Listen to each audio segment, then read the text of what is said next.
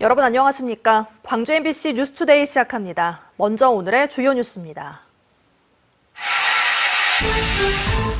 민주당 대선 후보 경선에서 이재명 후보가 독주하고 있는 가운데 이번 주말 호남권 경선의 표심이 주목됩니다. 민간공원 사업의 일환으로 광주 풍암호수공사가 6월 말부터 시작되면서 주변 산책로 이용이 제한됩니다. 기아 타이거즈가 지난주 연이어 위닝 시리즈를 기록하며 5할 승률에 바짝 다가섰지만 국내 선발 투수들의 부진이 걱정입니다. 5월 황금 연휴를 앞두고 캠핑 장비가 다 갖춰진 곳에서 야영을 즐기는 이른바 글램핑이 인기를 얻고 있습니다.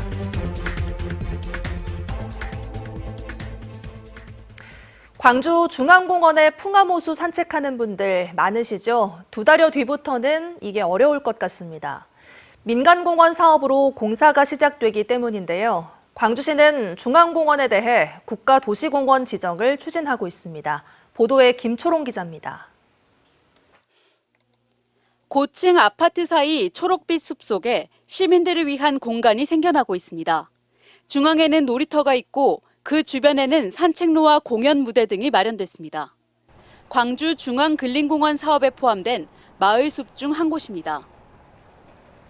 중앙근린공원은 금호동과 쌍촌동, 풍암동, 화정동 일대에 축구장 약 400개 규모로 지어집니다. 여기에는 마을숲 11곳과 테니스장 등 여가 공간, 정원과 캠핑장 등 휴식 공간, 문화예술 공간 등이 조성됩니다. 원형 보존 여부를 두고 논란이 계속됐던 풍암호수공원 개발도 포함됩니다. 주민들과 시행사는 저수지 면적은 그대로 두고 수십만 줄이는 안에 동의했습니다. 수질 개선과 이용객 안전 확보가 이유입니다. 원형의 모습을 살리면서도 뭔가 좀 현대적인 시설들이라든지 새로운 시설들이 좀 도입이 될 수 있는 그런 요소들로 새롭게 설계가 됐습니다. 풍암호수공원 공사는 6월 말 시작해 오는 2027년 10월 끝날 예정으로 공사 기간 동안은 공원 출입이 불가능합니다. 풍암호수의 현재 모습은 올해 봄까지 볼 수 있을 것으로 보입니다. 무엇보다 광주 중앙근린공원을 국가도시공원으로 지정받는 것이 큰 과제입니다. 광주시 예산만으로는 대규모 공원 관리가 어렵기 때문입니다. 중앙근린공원은 전체 약 280만 제곱미터 규모로 국가도시공원 요건 300만 제곱미터에 미달했는데 지정 요건을 낮춘 개정안이 국회에 발의된 상태입니다. 상반기에 법률안이 이제 개정이 되면 하반기에 국가도시공원 아마 빠르면 신청이 가능할 것 같습니다. 그래서 본격적으로는 내년부터는 국가도시공원 지정이 되고 민간 사업자가 사업 부지 10%의 아파트를 짓는 대신 나머지 90%에는 공원을 만들어 기부하는 광주 민간공원 특례 사업의 결과가 조금씩 윤곽을 드러내고 있습니다. 광주 중앙근린공원은 공사가 끝나는 구간별로 순차적 개방되며 2027년 말이면 모든 공간이 시민들에게 개방될 것으로 보입니다. MBC 뉴스 김초롱입니다. 촉촉한 봄비가 내리고 있습니다. 오늘 비는 종일 이어지겠습니다. 예상되는 비의 양은 광주와 전남 지역의 20에서 60mm가량이고요. 해안 지역과 산간 지역을 중심으로는 시간당 10에서 20mm 안팎의 비교적 더 강한 비가 내리면서 80mm 이상의 강수량이 예상되고 있습니다. 비와 함께 바람도 강하게 불 것으로 보입니다. 해안 지역을 중심으로 강풍 예비특보가 발표된 가운데 특보는 오늘 오전 중에 서서히 발효되겠고요. 광주와 전남 대부분 지역에서 시속 55km 이상의 매우 강한 바람이 불겠습니다. 오늘 비바람으로 인한 피해가 없도록 각별히 주의하셔야겠습니다. 기온은 어제보다 내림세를 보이겠습니다만 여전히 포근하겠습니다. 아침 기온은 16도 안팎으로 어제와 비슷하고요. 한낮 기온 20도 안팎으로 낮 최고 기온은 어제보다 무려 7도가량 낮겠습니다. 내일부터는 비가 그치면서 다시 기온은 오름세를 보이겠고요. 이후로는 뚜렷한 비 소식 없겠습니다. 날씨 정보였습니다. 충청과 영남권에서 치러진 더불어민주당 대선 후보 경선에서 이재명 후보가 독주하며 대세론을 입증했습니다. 내일부터는 전체 선거인단의 27%가 몰려있는 호남권 경선이 시작되는데 이재명 후보의 압도적 기세가 얼만큼 이어질지 관심입니다. 보도에 주현정 기자입니다. 지난 주말과 휴일 경선에서 누적 득표율을 89.56%까지 끌어올리며 대세론을 입증한 이재명 후보. 기호 1번 이재명 후보 득표수 66,526표, 득표율 90.81%입니다. 충청권 88%, 영남권 90% 득표에 성공하며 경선 초반부터 독주하고 있습니다. 김동연 경기지사, 김경수 전 경남지사와의 격차는 더 크게 벌어졌습니다. 이번 주부터는 민주당의 최대 지지 기반 호남권 경선이 치러집니다. 광주와 전남북 선거인단은 31만 7천여 명, 전체의 27%에 달합니다. 앞서 경선이 치러진 충청, 영남권 전체 선거인단보다도 훨씬 많습니다. 90%에 가까운 누적 득표를 이어오고 있는 이재명 후보의 압도적 기세가 호남에서도 이어질지, 이른바 이재명 대세론이 지역 투표율에 영향을 미칠지가 이번 호남권 경선의 최대 관전 포인트입니다. 호남을 모태로 한, 호남의 뿌리를 둔, 또 호남이 움직이는 그런 정당이거든요. 호남의 선택이 정말 중요한 것이고 압도적으로 승리해야만이 내란 세력들을 완전히 저희들이 제압할 수 있다 때문에 이런 투표율을 올리는 것이. 민주당은 오는 26일 호남권, 27일 수도권, 강원 제주 지역 경선 직후 국민 여론조사 결과를 합산해 최종 대통령 후보를 확정합니다. MBC 뉴스 주현정입니다. 국민의힘 대선 경선 주자로 나선 양양자 전 국회의원이 광주를 찾아 지지를 호소했습니다. 광주 학생 독립운동 기념관과 국가인공지능 데이터센터 등을 방문한 양 전 의원은 광주가 정의의 도시를 넘어 초지능 산업의 심장으로 성장하도록 국가 산업 지도를 바꾸겠다고 말했습니다. 기아 타이거즈가 지난주 연이어 위닝 시리즈를 기록하며 5할 승률에 바짝 다가섰습니다. 김선빈이 합류했고 김도영의 복귀도 임박해 이르면 이번 주 완전체 타선이 구축될 전망인데 국내 선발 투수들의 부진이 걱정입니다. 보도에 한신구 기자입니다. 지금 타선은 나성범 풀카. 9회 말 1사 만루에서 나성범 선수가 극적인 안타로 경기를 끝내고 나성범의 끝내기 안타입니다. 팀의 마청 최용우 선수는 결정적인 안타로 위닝 시즌을 이끌어내고 기아 타이거즈가 지난주 고참 선수들의 활약에 힘입어서 KT 두산과의 6연전에서 4승 2패, 연이어 위닝 시리즈를 거두며 시즌 전적 11승 12패로 5할 승률에 다가서며 6위로 올라섰습니다. 주전 선수들의 줄부상과 빈타에도 그럭저럭 버티며 순위 싸움을 이어가고 있는 겁니다. 아직 불안 요소도 많지만 김선빈이 복귀하며 타선에 힘이 붙었고 박찬호와 최원준 등 올 시즌 이후 FA가 되는 선수들이 살아나면서 활력소가 되고 있습니다. 특히 부상 중인 김도영 선수까지 합류할 경우 시즌 개막전 이후 처음으로 완전체 타선을 구축하게 됩니다. 그렇지만 국내 선발 투수들의 부진이 걱정입니다. 내일과 올러 두 외인 선발 투수가 꾸준한 활약으로 우승을 수확한 반면 국내 선발 투수들은 단 1승도 없습니다. 10개 구단 가운데 유일합니다. 윤영철은 거듭된 부진으로 2군으로 내려갔고 양현종 선수 역시 제 컨디션을 찾지 못해 불안한 그림자를 드리우고 있는데 하루빨리 예전 모습을 찾는 게 시급합니다. 상승세를 타며 5할 승률에 바짝 다가선 기아 타이거즈는 이번 주 삼성 LG를 상대로 순위 끌어올리기에 나섭니다. MBC 뉴스 한신구입니다. 일본군 위안부가 강제동원이 아니라며 모욕하는 발언을 하고 제주 4.3 사건과 5.18 광주 민주화운동을 왜곡한 한신대 교수가 파면됐습니다. 한신대학교는 어제 징계위원회를 열고 교수로서 품위 유지 의무를 위반했다며 사회학과 윤모 교수에 대해 파면을 결정했습니다. 윤 교수는 지난해 9월 수업 도중 일본군 위안부는 강제동원이 아니라 아버지나 삼촌이 팔아넘긴 거라고 주장하고 제주 4.3 사건은 공산폭동이라거나 5.18 광주 민주화운동도 또 다른 개입이 있었다고 말해 논란을 일으켰습니다. 어제 낮 12시 반쯤 광주 남구 봉선동의 한 아동병원에서 불이 나 소방당국에 의해 10분 만에 꺼졌습니다. 이 불로 인명피해는 발생하지 않았지만 환자와 의료진 등 수십 명이 병원 밖으로 대피하는 소동이 빚어졌습니다. 소방당국은 환풍구에서 불이 시작한 것으로 보고 정확한 화재 원인을 조사 중입니다.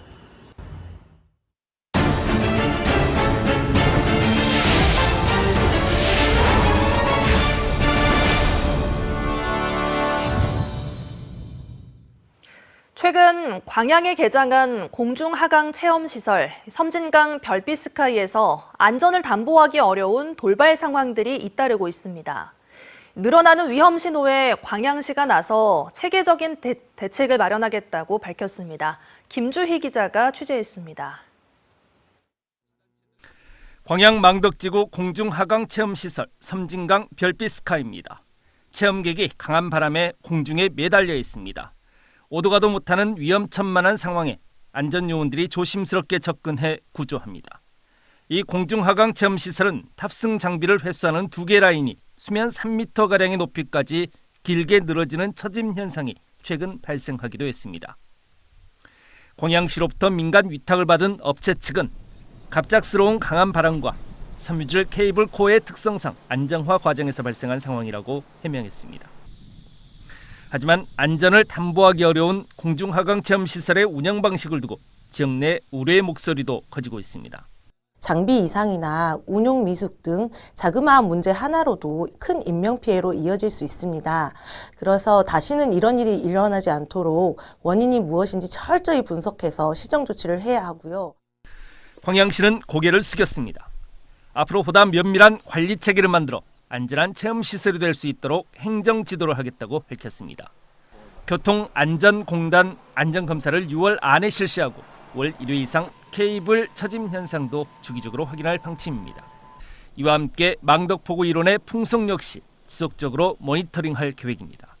어느 정도의 바람 세기가 왔을 때 운영을 할 것인지 말 것인지에 대한 부분도 좀 데이터화할 필요가 있다고 생각을 해서 그런 바람에 대한 관제 시스템을 지금 구축할 계획이 있습니다. 광양시가 망덕지구 새로운 핵심 관광 콘텐츠로 69억 원의 예산을 들여 조성한 공중체험 하강시설 섬진강 별빛스카이. 운영 시작 3개월 만에 잇따라 확인되고 있는 위험 신호들에 시설에 대한 보다 면밀하고 체계적인 안전 대책이 필요하다는 주장이 설득력을 얻고 있습니다. MBC 뉴스 김주희입니다. 광주에서 지난 7년간 154건의 땅꺼짐이 발생했고 10건 가운데 4건은 광산구라는 조사 결과가 나왔습니다. 박필순 광주시 의원에 따르면 지난 2018년부터 지난해까지 광산구 61건을 비롯해 동구 31건, 서구 27건 등의 땅꺼짐 현상으로 2건의 인적 피해와 11건의 차량 피해가 발생했습니다. 박 의원은 남광주역 등 도시철도 역사 인근과 월곡, 비아, 화정동과 같은 구시가지 등 지반 침하 취약 지역에 피해가 집중되고 있다고 지적했습니다.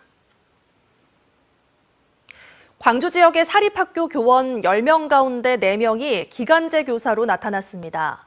학벌 없는 사회를 위한 시민 모임에 따르면 올해 광주 지역의 초중 고등학교 정규 교원 12,000명 가운데 기간제 교원은 18.5%에 해당하는 2,200여 명으로 나타났습니다. 특히 사립학교의 경우 기간제 교사 비율이 40%에 달하는 것으로 조사됐습니다. 시민 모임은 기간제 비율이 커지면 학교 현장에 고용 불안이 일상화되고 정규 교원들이 기피하는 업무를 기간제 교사들이 떠안은 사례도 있다며 체질 개선이 필요하다고 주장했습니다. 5월 황금 연휴를 앞두고 캠핑 계획 세우는 분들도 많으시죠. 코로나19 이후 캠핑이 유행으로 자리 잡으면서 유형도 다양해졌는데요. 그중에서도 캠핑 장비가 다 갖춰진 곳에서 즐기는 글램핑이 인기를 얻고 있습니다. 김단비 기자의 보도입니다. 보성과 고흥 사이 등량만이 한눈에 내려다 보이는 글램핑장입니다. 확 트인 전망에 바로 뒤에는 유채꽃밭과 오봉산 등산로가 연결돼 있습니다. 도심에서 벗어나 자연에서 휴식과 여유를 즐기려는 관광객들이 주로 찾습니다. 모든 캠핑 기구가 갖춰져 있어 편히 쉬어갈 수 있습니다. 자연에서 즐기는 고급스러운 캠핑은 지역민뿐만 아니라 외국인에게도 색다른 추억을 선사합니다. 너무 예쁘게 만들으셔서 사모님, 그래서 다시 한번 와서 애기들이랑 놀리고 왔어요. 고흥의 또 다른 글램핑장. 숯불 위에 각종 해산물과 고기가 먹음직스럽게 익어갑니다. 직접 텐트를 치고 숙박을 해야 하는 캠핑과 달리 편리하게 야영을 즐길 수 있다 보니 가족 단위 방문객들에게 인기입니다. 시설이 되게 좋아요. 다른 데 비해서. 제가 카라반, 캠핑, 글램핑 많이 가봤는데 여기가 그나마 시설이 너무 좋더라고요. 깨끗하고. 한국관광공사 조사에 따르면 2022년 기준 캠핑 이용객은 500만 명. 캠핑 시 선호하는 숙박 유형은 일반 텐트 다음으로 글램핑이 많습니다. 전국 캠핑장 수는 4,000곳이 넘었고 전남에서도 240여 곳이 있습니다. 멀리서 태국에서도 찾아주셨고 또 가까이서도 오시지만은 이곳에서 정말 좋은 휴식을 취하고 간다. 이런 말씀을 듣는 게 코로나19 기간 급격하게 오른 캠핑 열기로 자연 속에서 손쉽게 즐기는 글램핑장이 지역에서도 인기를 얻고 있습니다. MBC 뉴스 김담입니다. 호남대학교와 광주대학교가 손을 맞잡고 글로컬 대학 30 공모에 도전합니다. 호남대와 광주대는 최근 연합대학 선포식을 열고 공동 입시와 표준행정, 학사 개방 등 혁신안을 마련하고 연합대학 대표 총장제를 도입하기로 했습니다. 또 광주형 일자리 혁신을 위한 4대 전략을 수립하는 등 교육부의 2025년 글로컬 대학 예비 지정을 위해 협력 체계를 구축해 나갈 계획입니다. 글로컬 대학은 대학과 지역의 동반 성장을 목표로 학교당 5년 동안 최대 국비 1,000억 원을 지원하는 제도입니다. 장애인의 권익 증진을 위해 지정된 제45회 장애인의 날을 기념하기 위한 행사가 어제 영광 스포티움 국민체육센터에서 열렸습니다. 이번 행사에는 김영록 전남지사와 서미화 국회의원을 비롯한 2,000여 명이 함께한 가운데 장애인 인권 헌장 낭독과 장학금 기탁식, 장애인 사물놀이팀 공연 등이 이어졌습니다.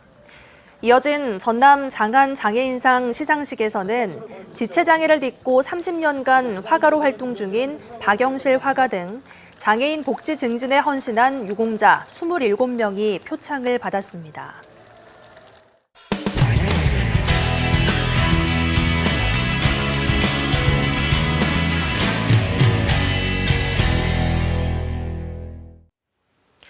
문영배 헌법재판소장 권한대행이 지난 18일 6년간의 임기를 마치고 퇴임했죠.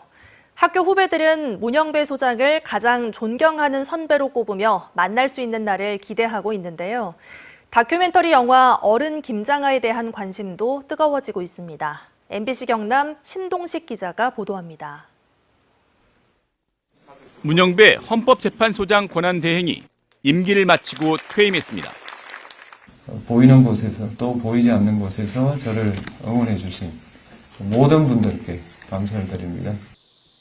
경남 하동군 양보면 한다사 중학교.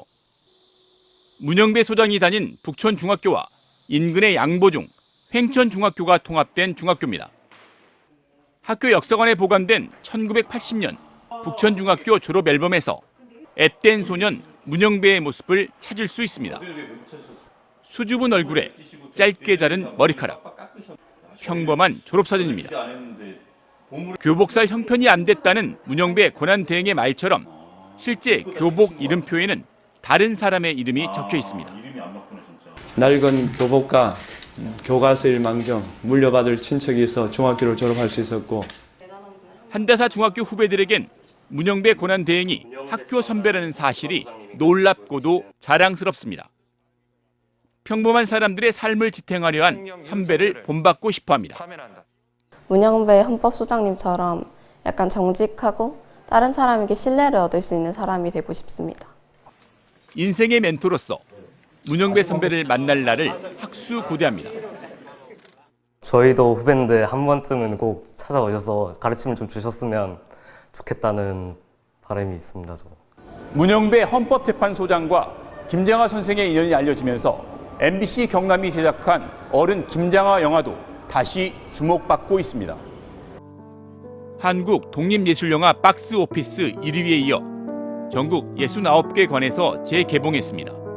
오는 26일에는 김해 봉화마을에서, 30일에는 문 권한대행이 다닌 진주대하구에서 공동체 상영이 이어집니다.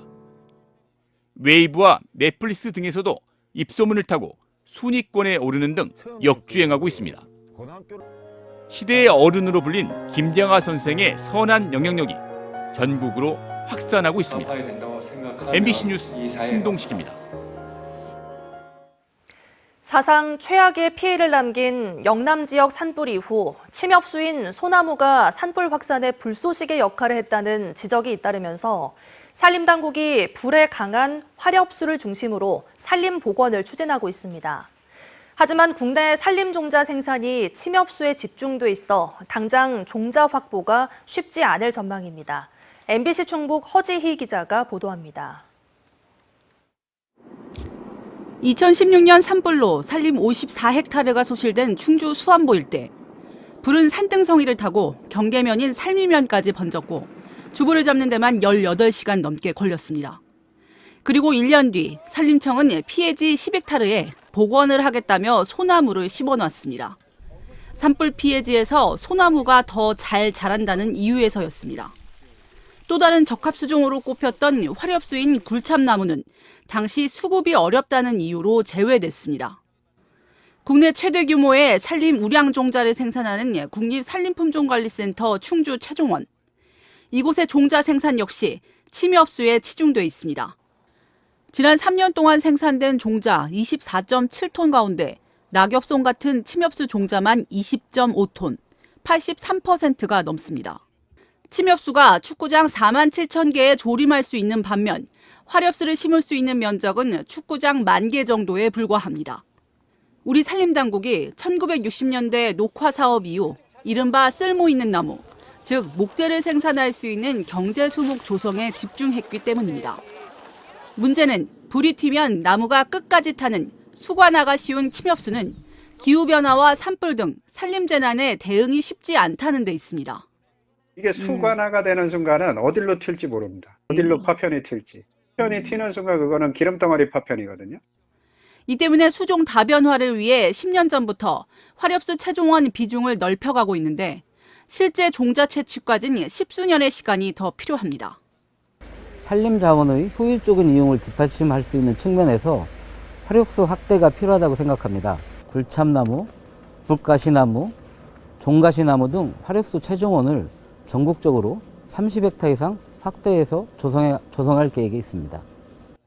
소나무 위주 인공조림이 재난을 키운다는 목소리가 커지면서 산림청은 이번 영남 산불 피해지엔 화렵수를 중심으로 복원을 논의 중인데 당장은 충분한 우량종자 확보가 어려울 거란 우려가 나오고 있습니다. MBC 뉴스 허지입니다. 국립아시아문화전당의 새 전당장으로 김상욱 전당장 직무대리가 임명됐습니다. 김상욱 전당장은 문화체육관광부 콘텐츠 정책관과 관광산업정책관 등을 역임했고 이강현 전 전당장이 임기를 마친 뒤 석 달 동안 전당장 직무대리를 맡았습니다. 김 전당장의 임기는 3년으로 오는 2028년 4월 20일까지입니다. 광주 무등산권 지오 마라톤 대회가 오는 10월 11일 화순군과 담양군 일원에서 열립니다. 금호 화순 리조트에서 담양 이남 사거리, 화순 다곡 삼거리 등을 거쳐 돌아가는 최장 30km 코스 등 마라톤 4개 종목과 2km의 걷기 종목 등이 있습니다. 이번 대회는 무등산권 유네스코 세계지질공원 인증 7주년을 기념해 열리며 오는 28일부터 한 달간 종목별 300명을 선착순 모집합니다. 촉촉한 봄비가 내리고 있습니다. 오늘은 종일 비가 지나겠습니다. 광주와 전남 지역에서는 오늘 밤까지 20에서 60mm의 비가 지나겠고요. 해안 지역과 산간 지역을 중심으로는 시간당 10에서 20mm 안팎의 비교적 강한 비가 쏟아지면서 80mm가 넘는 비가 내릴 수 있겠습니다. 비와 함께 강한 바람도 예상되고 있습니다. 해안 지역을 중심으로 강풍 예비특보가 발표된 가운데 특보는 오늘 오전 중에 서서히 발효되겠고요. 있는데요. 시속 55km 이상의 매우 강한 바람이 불겠습니다. 오늘 비바람으로 인한 피해가 없도록 각별히 주의하시기 바랍니다. 기온은 어제보다 내림세를 보이겠습니다. 아침 출근길 기온은 16도 안팎으로 어제와 비슷한데요. 한낮 기온 20도에 그치면서 어제 낮 기온보다 7도가량 낮을 것으로 보입니다. 무안의 현재 기온 15도 보이고 있는 가운데 한낮 기온 19도 안팎으로 예상됩니다. 곡성의 낮 기온은 20도, 광양의 낮 기온 18도 안팎으로 대부분 지역의 한낮 기온 평년 수준에 머물겠습니다. 풍랑 예비특보도 발표됐습니다. 바다의 물결은 최고 3m에서 4m로 매우 높게 일겠습니다. 비가 그친 내일부터는 다시 기온이 오름세를 보이겠고요. 당분간 뚜렷한 비 소식은 없겠습니다. 날씨 정보였습니다. 이상으로 뉴스 마칩니다. 함께해 주신 여러분 고맙습니다. 언제 어디서나 내 손 안의 뉴스. 광주 MBC 뉴스 유튜브 구독으로 함께하세요.